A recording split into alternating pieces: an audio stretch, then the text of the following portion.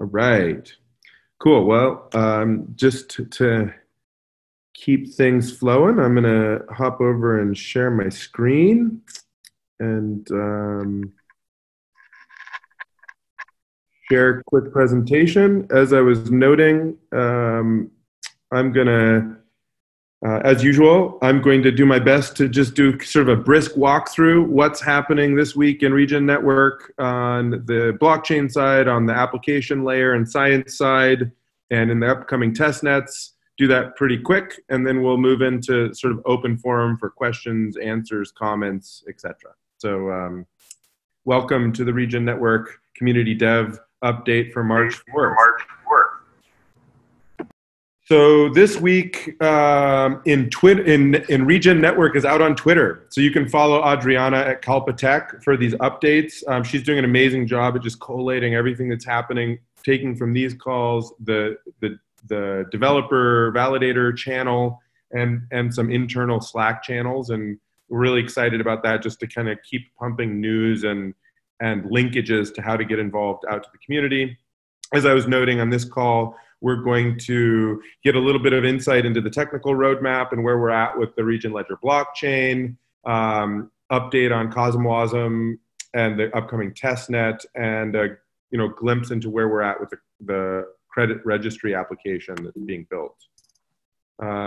So I'm going to start with science. I've been in some active conversations with Giselle, our lead scientist, who's down in Argentina doing fantastic work. And right now we're really focused on the creation of a new methodology around remote sensing driven verification of soil or organic matter changes in grazing. And so this is really cutting edge, amazing work that Giselle is doing. And the specific piece of work that she's working on right now is understanding if a bulk density sampling, direct sampling of soil is needed in order to have robust verification. And so the way she's approaching that is doing a really robust sort of statistical analysis to see if there's a strong enough correlation with where we do have samples and the different remote sensing bands to be able to cut out the bulk density testing, which is super expensive and sort of onerous for the farmers. So anyway, that's a little view into some of the scientific methodology development. This is being done in partnership with the Nature Conservancy and being shared and peer reviewed with the Open Team group. So some really exciting work being done here. Blockchain roadmap update. I'm not sure if Corey is on. Awesome. You want to take this one? Yeah, can you just do a hard refresh? Yeah. Thank you. Second. Let me sorry, I'm having trouble getting out of the Zoom here. Sorry about that. No worries. That's what happens. Zoom and Chrome don't always get along. Coming right up, folks. Coming right up. Sorry about the delay.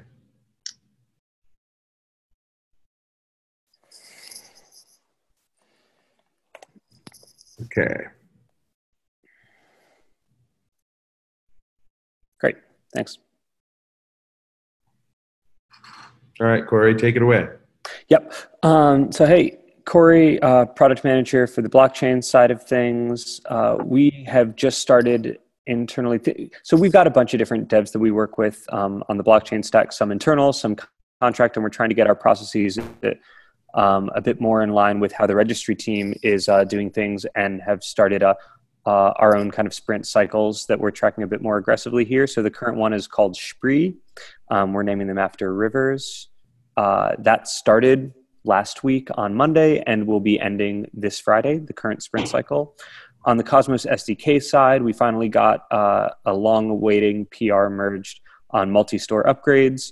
Protobuf migration, a much bigger thing, but this isn't covering all of the work related to it, but the sort of pieces that have been actively developed most recently are that we still have this one module left outstanding to migrate. That's the Gov module, which our CTO Aaron is working on. And then also there's been a specification developed for client implementation of the new kind of protobuf compatible SDK. And so I think we delivered one element of that, and Alexander Bez from the Cosmos SDK or the Cosmos team is going to be taking a look at the other pieces of it. The message authorization module with some of the folks at Vitwit are taking a look at is also continuing, hopefully wrapping up soon. And we also got a first PR merged internally for the group module that we've been working on. This is available at our fork of the Cosmos modules repo at regen-network/Cosmos modules. And there's a specific branch called module/group that you can look at for that. On the Regen Ledger and registry integration front, the biggest kind of things that we're looking at there are getting a bit more harder and concrete with our technical specifications for what that integration will look like. The two main components of this is a spec for the ecosystem service credit module, so how we actually track credits on chain. And then the second component of that is going to be developing a Postgres reader that will allow the registry application to kind of read directly from a Postgres database and have a direct read path for any of the on-chain data. The first of those two specs we're kind of using as a first round, or kind of guinea pig, if you will, of a structured RFC process that we're wanting to start working with and moving towards. So if folks on this call would like to be involved or provide feedback on a specification for how we're doing our credit representation on chain, let me know, or I'll certainly be sharing that information in the Telegram as there's more to talk about on that. I'm in Berlin for this week and next week, so if there's anyone from the community out in Germany and that side of the Atlantic, let me know. Happy to meet up. I'll be bopping around kind of full node and some other co-working spaces throughout the next 2 weeks. So, yep. That's it for me. Thanks, Corey. I'll do a quick CosmWasm update. Let me just look and see if, yep, it looks like Anil from Bitwit is here as well. So I'll do a quick update and then pass it over to Anil. So we are full steam ahead, getting things prepped to do a public CosmWasm testnet with our full validator pool and incentivizing that with points towards XRN tokens for those who go through KYC. We're doing this as kind of like a community service so that the CosmWasm project gets the love it needs to be a robust, amazing tool for the interchain world that we're all working towards. We're still kind of having conversations about how, if and how CosmWasm actually fits into our architecture. So happy to talk more about that in detail for people who are interested, but we're very excited about the tool. I'll hand it over to Anil if you'd like to share any details about sort of debugging and just what everybody can expect as we transition from DevNet over to testnet in the next, week or so. Yes, so we are expecting the testnet to start on March 9th, tentatively. We'll announce that in the group maybe tomorrow. We are working on a couple of tests on deploying contracts and testing contracts. This testnet looks amazing because it involves a lot of tech stuff. I think it will be challenging a bit, and then obviously a great learning for all the validators. Yeah, as usual, our main goals for these testnets are to up the competency and capacity of our validator pool, and to run and to test software and to make sure it all works. And so we're going to be doing some really fun stuff. If you have ideas about what you as a validator would like to see tested or how you'd like to participate, just chime in on the DVD channel, or you're welcome to share with us as we sort of conclude the call and open up for comments. Thank you, Anil, and thanks for leading the way on this. Registration application layer, unless Daniel hopped on late, I'm going to just take this one because Daniel is in London. So he's sort of wrapped up for the call. So I'll sort of speak for the registration team. This past week, the team closed out the Wombat Sprint. The registration team is using sort of Australian bioregional names for their sprints because most of our pilots right now, or there's several pilots focused on like bringing credits to market in all the Australian context, which is quite cool. So the part of that sprint, oops, I just went backwards. Part of that sprint was publishing a pre-sale page for biodiversity credits. It is now live online. One of our partners, Odonata, is busy pre-selling credits that are going to be live on Regen Ledger, which is exciting. That's that's what they're doing right now, which is super cool to just see like a real credit, real methodology being sort of sold and socialized. Obviously won't be live on the mainnet until we launch mainnet, but sort of prepping everything. So I think the registry team is doing some fantastic work. There's the interactive map component is almost done, should be done in the next week. There's concept design for individual and organizational profiles to be included, which I think he showed some pictures of last week, actually. And then the information architecture and schema design is complete, and then we'll be moving forward in the next sprint. The next sprint is called Platypus, and the main goal is to enable issuance and ownership of credits on the ledger and design guest checkout experience. So upcoming, Corey, after he's done Berlin, is going to be headed to Piscinus Ranch to do an some infield work with Open Team, which I think is going to be pretty exciting. I may or may not join him, depending on coronavirus concerns. And then the upcoming COSM-WASM testnet, hopefully shooting for March 9th, and we'll be keeping everybody updated in the channel. So with that, I am going to stop sharing and open it up for the community. Would love questions, comments, or just general water cooler chatter about what's moving in the regen world here. Hey guys, I have a question here. I'm sorry, my 10-month-old here is going to be in the background. Mama went out for a minute. Let me turn on my video. I've through my other company that I've had since 2014, we have a platform for training doctors and biotech researchers as opposed to having trials, training for clinical trials be done presentially. We have enable them to do it online according to the requirements of that industry. And we have calculated that we've reduced 2,500 tons of CO2 emissions by avoiding those, all that travel and hotels and taxi and all that. Would it be possible at some point for companies that are not doing agriculture related carbon emission reductions to put their credits on the network?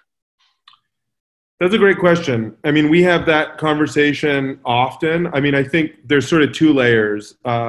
Eventually, this is a public blockchain that's going to be governed by the community, and modules and how the credit registry work is going to be public.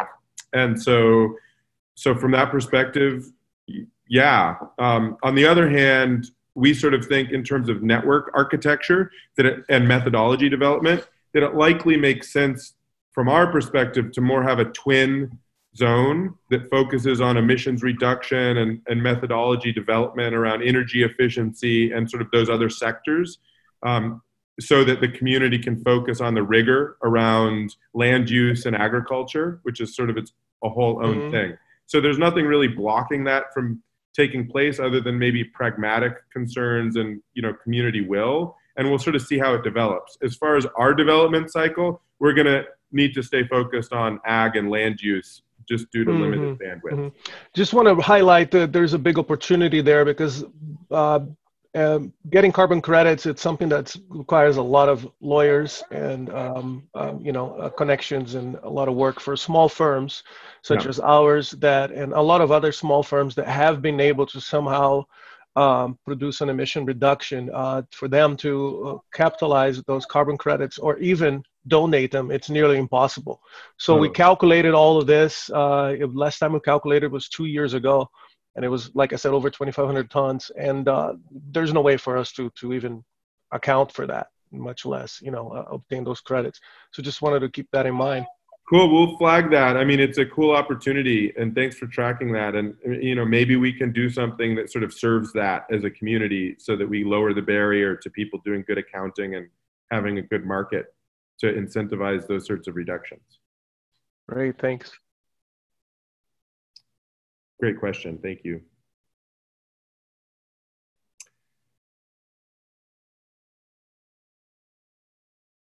Other questions or comments? How are folks, I see a number of different members of the validator community. How are people feeling about a March 9th testnet launch doing COSMWASM?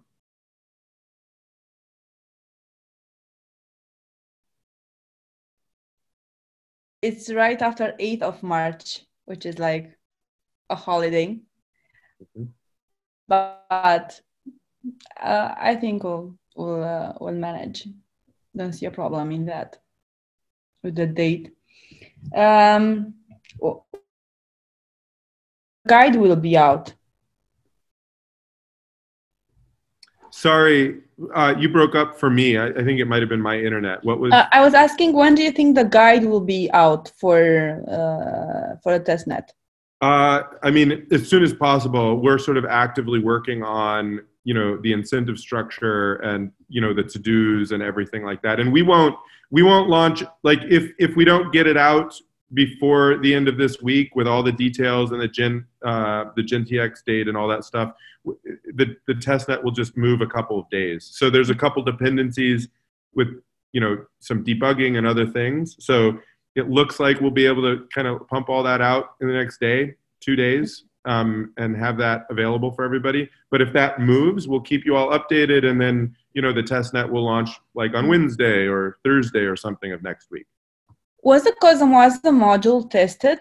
Because I saw that it just went out like a few days ago. So was it like tested, heavily tested? Yeah. Anil can speak more to this, but yeah, we've been testing it in a DevNet. Yeah. Yes, we are testing it rigorously from last couple of days. We found some bug in upgrades module, but we figured out some workaround as well. Tomorrow we are planning to test contracts and its functions. Once that is done, we are good to go, and then we can plan the test. Okay. Adriana, don't forget to mention which holiday it is, March 8th. A lot of people in the Western world are not aware of that. Oh, it's Mother's Day or Women's Day. Women's Day, yeah. Yeah, and it's celebrated all across Europe, as far as I know. So it's kind of a big holiday. Everyone go with everyone. So yeah, I'll expect everyone to do that. Awesome. Happy Tuesday. Thank you. A few more days. Yeah. How about the tokens allocation? I know that Gregory is working on maybe a system to allocate some tokens to first to incentivize testnets and maybe create more clear guidance in terms of token allocation for the following ones. Yeah, we're just about to publish that. We're looking at how I made a proposal to everybody sort of like on the core, all the lead validators in that channel about what that looks like. I'll ping you, Adriana, with that. And we're going to look at what the actual, like numbers look like and just, make sure it feels fair. And then we'll publish what that looks like. And, we'll give it about a week for people to chime in and comment. Just, there's a little bit of flexibility there. We want everybody to make sure, since this is a little change, that it feels comfortable to the community, and then it'll just be how it is. So, that will be coming out, like all of the information about the next testnet, the allocations from the previous test net and the details of all of that is all coming out this week essentially, as long as we can keep making progress on it. So expect a flurry of announcements like that to be coming out in the next couple of days. Thank you.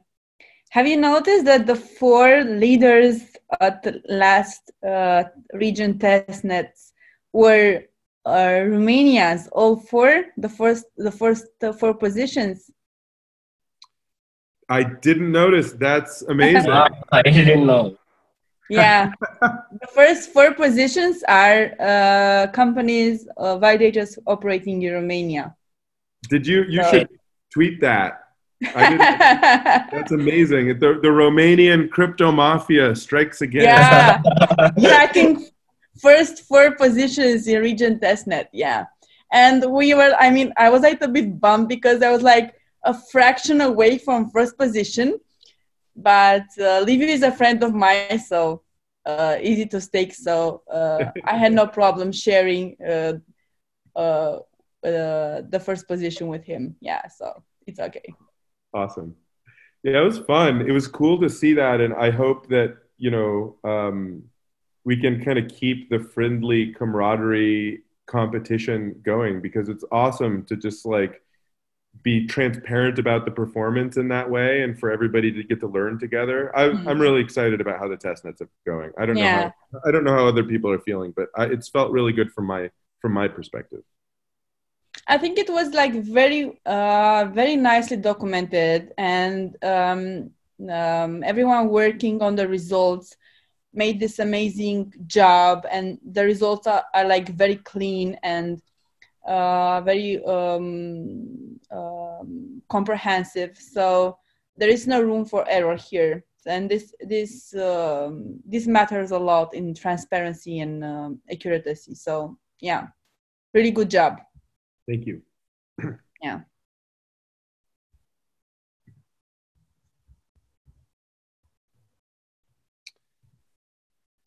Other questions, comments from anybody? I know it was great to see the our side is on. Sorry, Corey. Go ahead. I was going to say, great to see the pre-sale stuff. I didn't know that was going live. So what is this is for a project, and at this stage it's for them to start soliciting buyers? Yeah, it's for Odonata, who we've partnered with on that pilot to create that biodiversity credit. It's that page is for them to start getting people to basically pre-purchase those biodiversity credits in Australia. So we're just we spun that page up that has user experience and some details about things so that folks can sign up, and then Odonata is kind of pushing that through their socials and doing their own sales cycle on that. We're not actually supporting more than just having put the web page up. Great.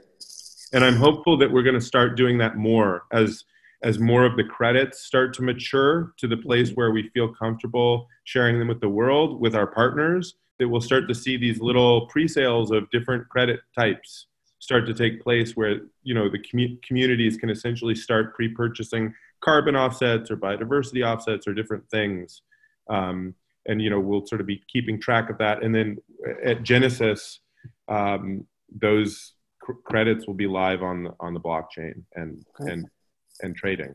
So cool.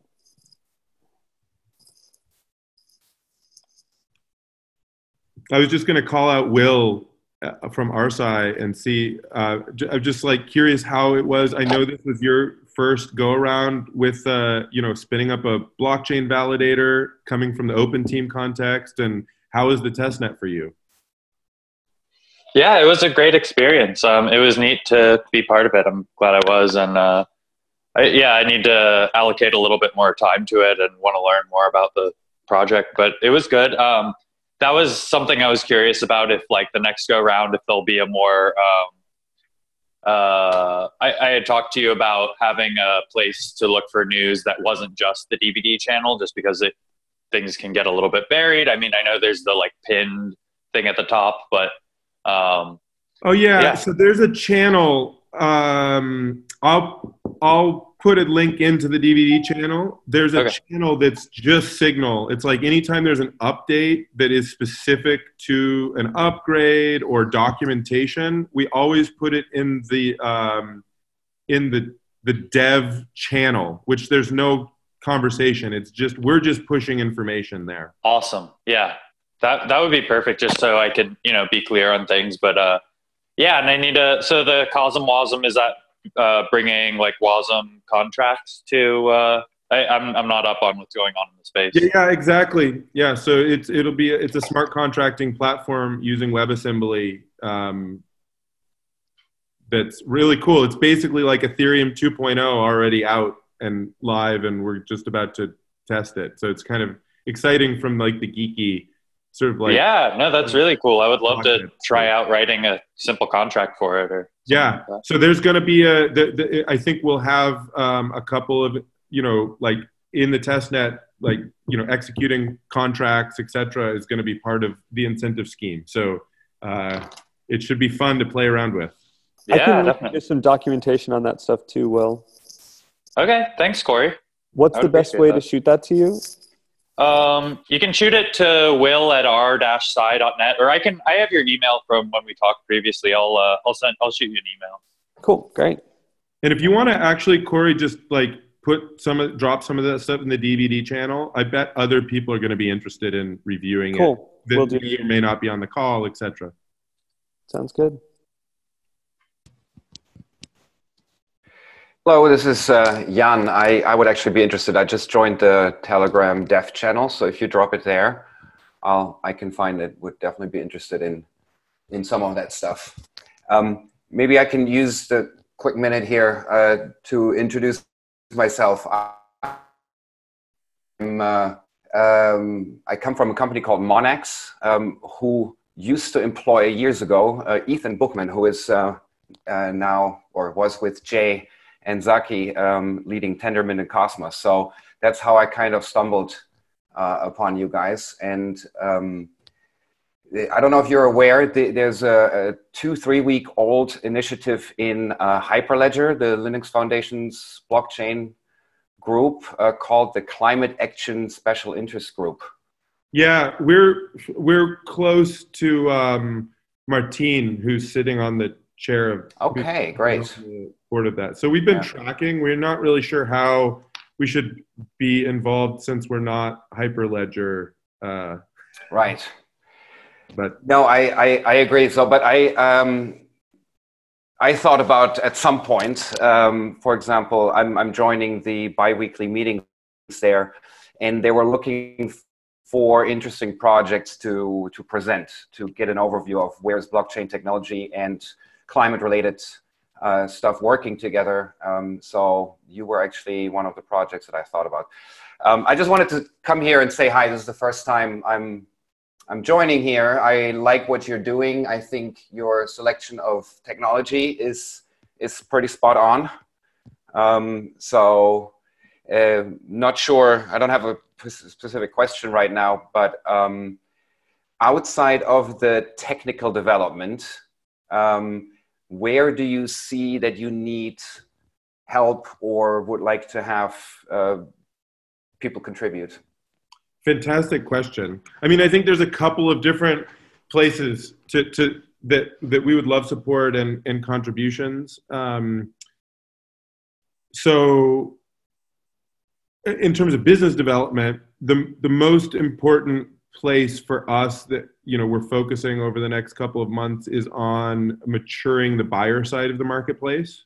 So things like the pre-sale of the biodiversity credits, et cetera, making sure that we're learning about organizations and institutions that have demand for carbon and biodiversity credits, serving their needs, and hopefully starting to line up pre-purchases so that we can sort of have liquidity in our marketplace and launch with real utility for real people. So that's one place that we would love community support. And so projects, like if you have a project or are interested in creating a project, and and Eddie, this goes for you, like if you really feel a lot of will on the avoided emissions thing, like bring it. You know what I mean? We have our focus, but it's cool if we start getting those demands in that like user-driven demand of like, these are the kinds of credits we need. I know there's a market. Here's the market. Here's the tooling we need.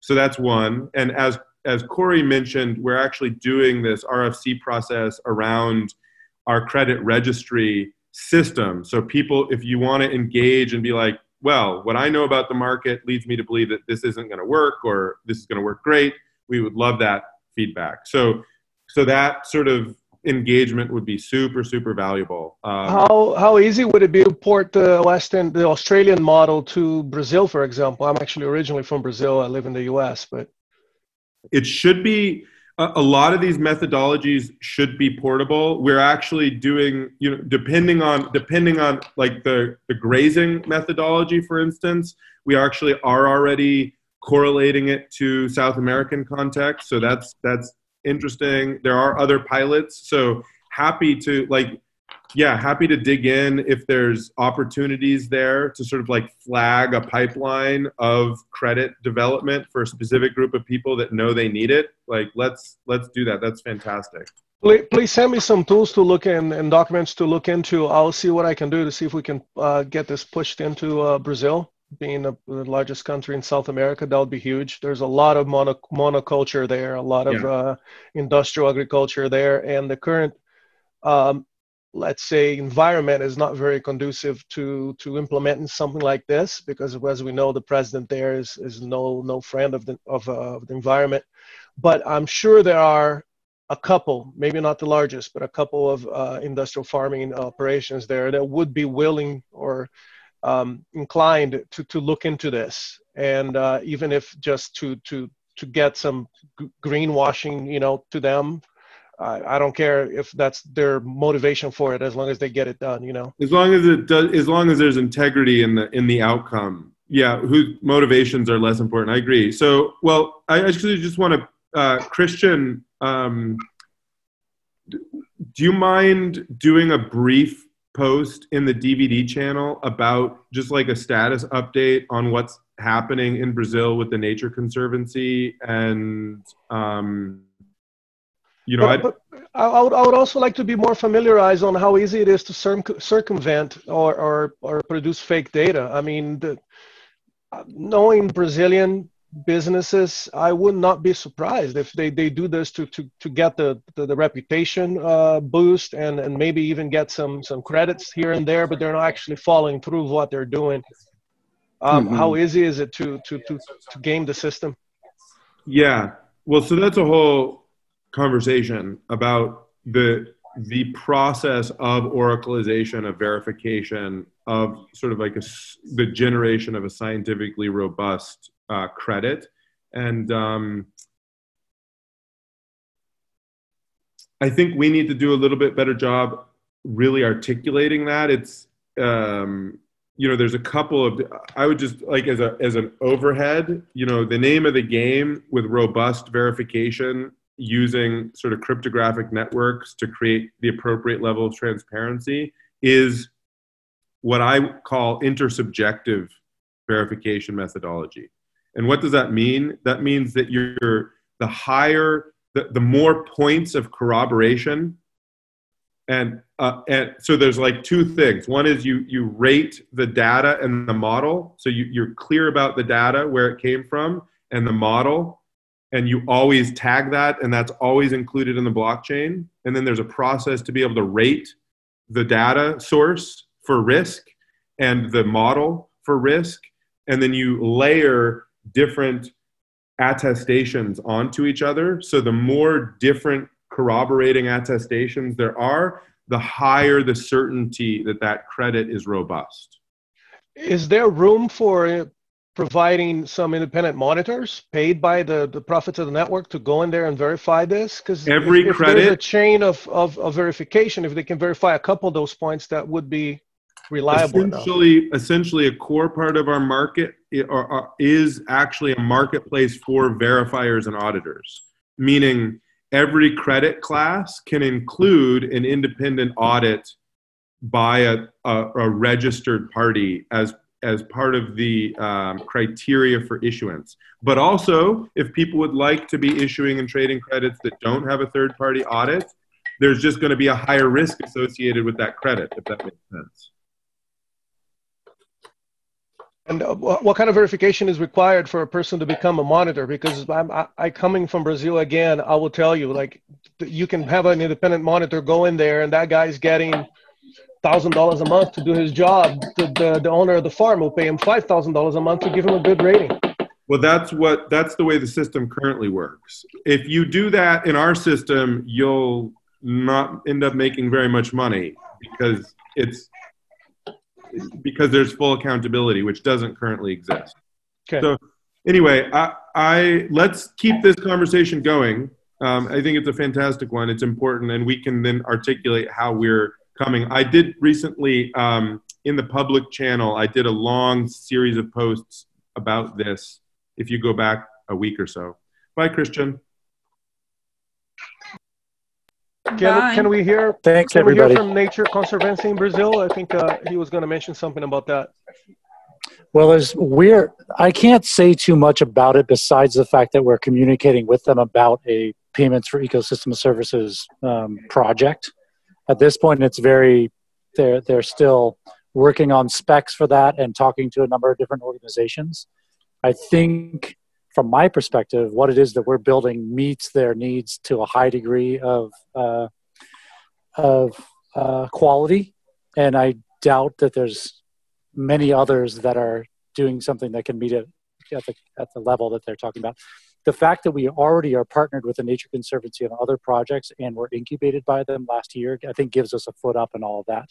But at this point, none of that's public. Nothing's actually been signed. So I think I want to just leave it there for now. Well, let me know if you need any help whatsoever interfacing with Brazil or Portugal, any other Portuguese-speaking countries, finding sources, contacts, or translation work, or any of that. Awesome. Thank you so much, Eddie. Thanks, Eddie. Yeah. Cool. Right. Cool. Well, so just to sort of like recap our approach, because this question comes up a lot, the approach to verification that we're taking and the use of the blockchain in the 1.0 version is this sort of immutable ledger of the provenance of data, the model that's being used, like empirical or process model that's being used to quantify an outcome like carbon credits, right?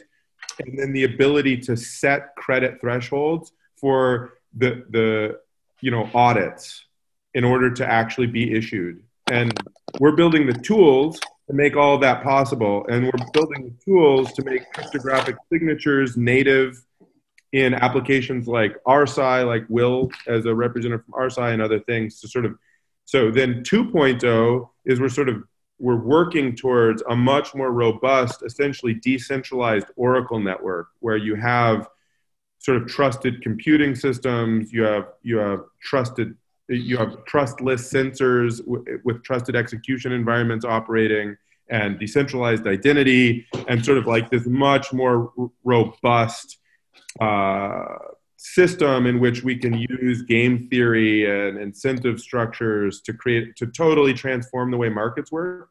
But right now, the state of the technology and the state of the markets, our go-to-market strategy is to use the distributed ledger, our blockchain, to essentially as a registry service, a public registry service of who said what about where, in order to assemble essentially an NFT, that non-fungible token that represents a specific outcome, ecological outcome that is a credit, carbon credit or biodiversity credit. Just to sort of like give everybody a sense of like the roadmap there. First, we launch with this ability to have transparency, the world's first public carbon registry. There is not any other.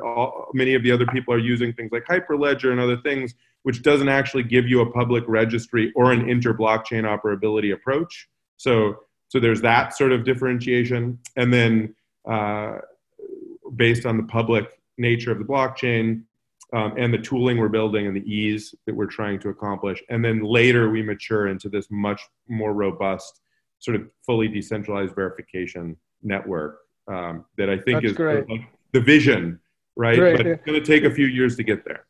Oh yeah, I was going to ask you. This more mature version, the so-called 2.0. That's a few years down the line, right? Yeah, and it's going to be because this is a public network. That will be something we'll be pulling from research and development from other blockchains. We'll be leading it ourselves. There will be a myriad of different business opportunities and for our validators, for verifiers, in sort of like leading the different elements that creates that reality. Awesome, man. Looking forward to it. Cool. Well, thank you everybody for showing up to an active community dev call. Super grateful for everybody's attention. Unless there's other burning questions around, testnet and other stuff, I think it's a good place to, call it for this week. And I look forward to seeing folks, many of you maybe on the community validator call next week, which will either be focused on unpacking how our launch went of the testnet, or focused on briefing everybody for the upcoming launch, depending on the, how the DevNet goes. Mm-hmm. Looking forward to it. Thank you. Thanks, everybody. Thanks, Thank Gregory. you. Bye.